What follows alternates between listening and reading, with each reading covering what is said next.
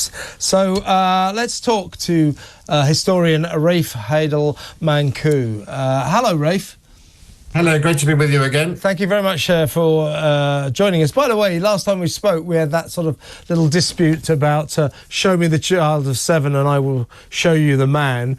I always thought it was Wordsworth who started that, but he nicked it off Aristotle. So you were right and I was wrong, and you'll find that will always be the case, Rafe, when you and I talk. But let's talk about this latest example of ludicrous academic wokery that the Anglo-Saxon England, after nearly 50 years, has changed its name to early medieval England and its neighbours. What's wrong with Anglo-Saxon England? Isn't that historically accurate? Isn't that accurate in a description of history in Britain during that era, early medieval times? It absolutely is. You know, this is just part of a wider war on the Anglo-Saxons that Cambridge University and other institutions are doing. Just last year, Cambridge announced that in an attempt to destroy myths of nationalism and make the curriculum more anti-racist, it was going to start teaching students that the Anglo-Saxons weren't a distinct ethnic group, its goal being to deconstruct, you know, English and Scottish identities and Welsh identity and show that they never were any English people or Welsh people or Scots people. And, you know, the hypocrisy there is off the scale because, you know, the left wouldn't dream of doing this to any other indigenous peoples. You can't imagine the left going to New Zealand, for example, and telling the Maoris that they're not indigenous, but the Maoris only arrived in New Zealand in around 1300 AD, you know, about 900 years after the Anglo-Saxons arrived in England. You know, when it comes to non-white indigenous peoples, the left venerate them, but white indigenous peoples aren't actually even allowed to use the term indigenous. But in the concept of this, and the reality is, of course, that the Anglo-Saxons are still very much present. In 2015, Oxford University did a genetic map of the UK, and they found that people in the UK are still living in the same tribes as their ancestors had lived in the 7th century. So for almost 1,500 years, people have been living in the same parts of this country. Yet Cambridge is keen to try to show people that there was no such thing as any cohesive identity. It's stuff and nonsense. Yeah, and the academics insist that this name change, and I'm going to quote, represents the international, interdisciplinary and rapidly evolving nature of research in the field. The translation of that, Rafe, if you ask me, is never mind the facts, we've got some wokery to display. Yes, so this is the crux of the issue with relations to this journal title, because in this country, Anglo-Saxon has never had any sort of racist connotations. This is the importation of yet another one of America's culture wars. You know, we had the nonsense of BLM and George Floyd. We've had the nonsense of intersectionality. And this is yet another American import into this country where the noble term of Anglo-Saxon is being smeared. You know, Anglo-Saxon refers to the Angles, the Jutes, the Saxons, the Frisians, and some other Germanic groups that came to Britain in around 400 AD with the fall of Rome, and it's a very noble term. You know, they dominated this country for 600 years, and to try to expunge the Anglo-Saxon word from Britain, I think, is indefensible, and it's a disgrace because it was the Anglo-Saxons who actually united the kingdoms of England into the England that we think of today, and they ruled there until William the Conqueror arrived.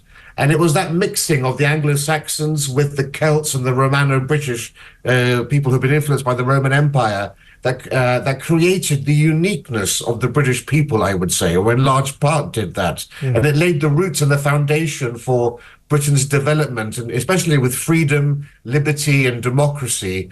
They all have Anglo-Saxon roots, and those concepts were then spread to North America, Australia, and New Zealand. And that's why the English-speaking peoples today around the world are a very unique set of countries. And you can draw a link between that to the Anglo-Saxons. And, you know, even today, of course, in France, the French call the English-speaking nations les Anglo-Saxons. You know, President Sarkozy, when he was president of France, wanted to copy the Anglo-Saxon model, as he called it, for the economy. So to try to suddenly say that this is a racist term really shows you that this is a deliberate attack on notions of Britishness, indeed on the West more broadly.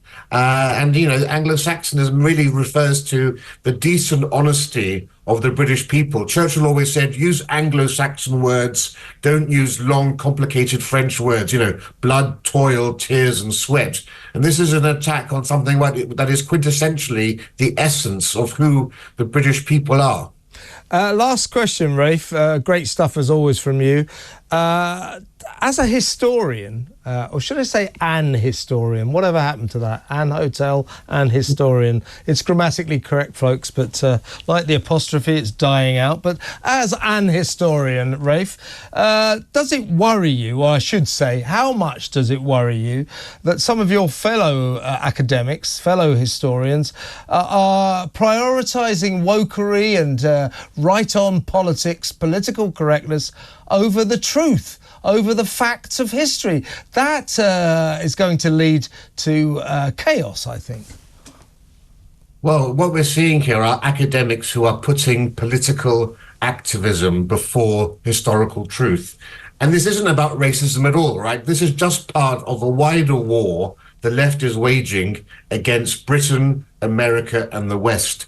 And our academic institutions, you know, be it schools or universities, are the core of this. As I said before, these are the woke madrasas producing the radicals of the next generation. And how do you destabilize and demoralize a people? You undermine their history, you negate their achievements and their geniuses. You tell them that there's no such thing as Western civilization. There's no such thing as the Anglo-Saxons. They've got no reason to be proud of their history or their culture. It's fine for other cultures, of course, to celebrate what they have. But uniquely, the Anglo-Saxon people, the English-speaking peoples, and the Northwestern Europeans have nothing to be proud of. That they weren't a real population, that they're a nation of mongrels who are completely of immigrant stock, and that their only success is through exploitation. And that's what we're seeing. Universities are dropping their Western civilization courses. They're now teaching that the Anglo-Saxons don't exist, that it's a racist term. And that's essentially how once you separate a people from their society, it's very easy to implement a new ideology. And that's why we have the new myths being created. The myths that Britain was built by diversity. You know, Sadiq Khan's myth that London was built by immigrants. All stuff and nonsense. But unfortunately, there's very little pushback from the people who you would normally trust on this, the historians. Well, you and me are going to push back against it as hard as we can, Rafe. Great to talk to you. Thank you very much for your time. That's Rafe Haidel-Mankoo, historian. They're getting rid of Anglo-Saxon.